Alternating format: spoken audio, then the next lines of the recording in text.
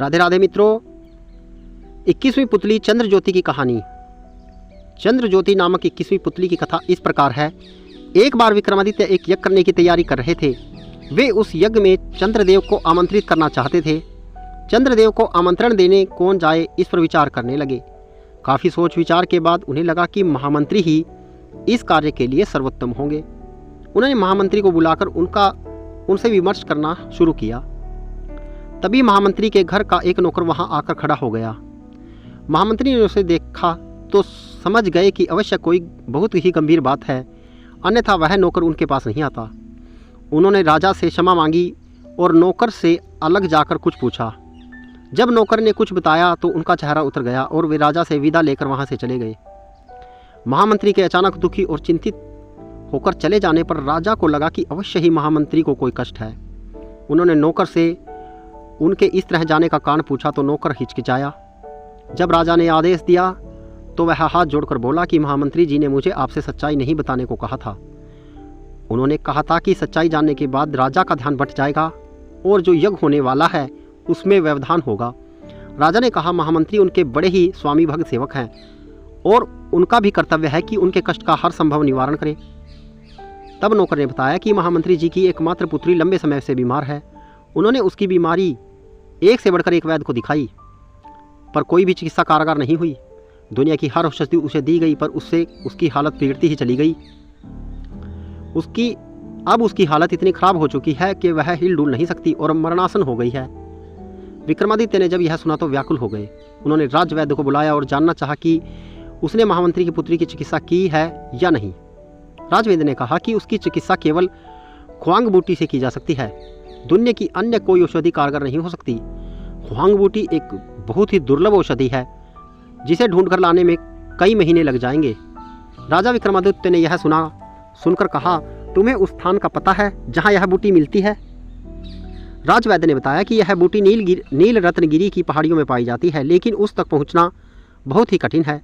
रास्ते में भयंकर सांप, बिच्छू और तथा हिंसक जानवर भरे पड़े हैं। राजा ने यह सुनकर उससे उस बूटी की पहचान बताने को कहा। राजवैद्य ने बताया कि वह पौधा आधा नीला आधा पीला फूल लिए होता है। आधा नीला आधा पीला फूल लिए होता है तथा उसकी पत्तियां लाजवंती के पत्तों की तरह स्पर्श से सुचका जाती हैं। विक्रम यज्ञ की बात भूलकर ख्वांग बूटी की खोज में जाने का निर्णय कर बैठे। उन्होंने तुरंत काली के दिए गए दोनों बैतालों का स्मरण किया।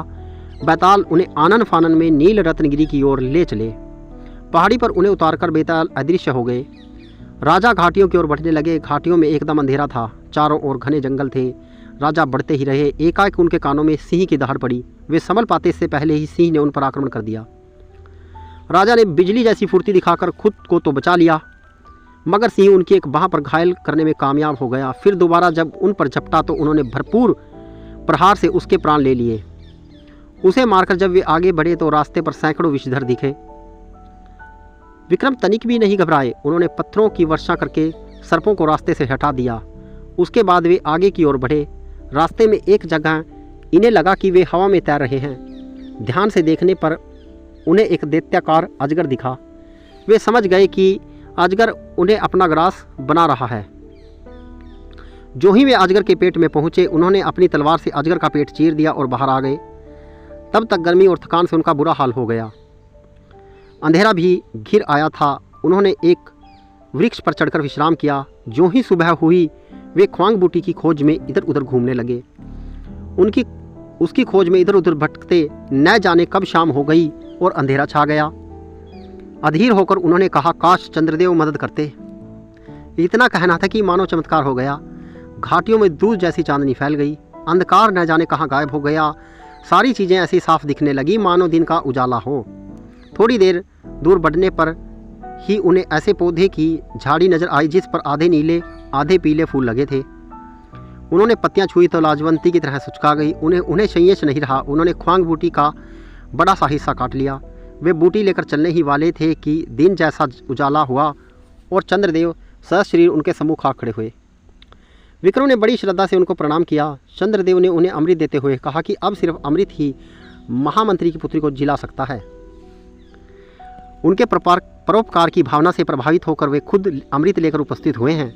उन्होंने आते जाते विक्रम को समझाया कि उनके सशरीर यज्ञ में उपस्थित होने से विश्व में अन्य भागों में अंधकार फैल जाएगा, इसलिए वे उनसे अपने यज्ञ में उपस्थित होने की प्रार्थना नहीं करें। उन्होंने विक्रम को यज्ञ अच्छी तरह संपन्न कराने का आशीर्वाद दिया और अंतर्ध्यान हो गए। विक्रम ख्वांग बूटी और अमृत लेकर उज्जैन आए। उन्होंने अमृत की बूंदें टपकाकर महामंत्री की बेटी को जीवित किया और ख्वांग बूटी को जनहित के लिए रख लिया। चारों ओर उनकी जय जयकार होने लगी। मित्रों,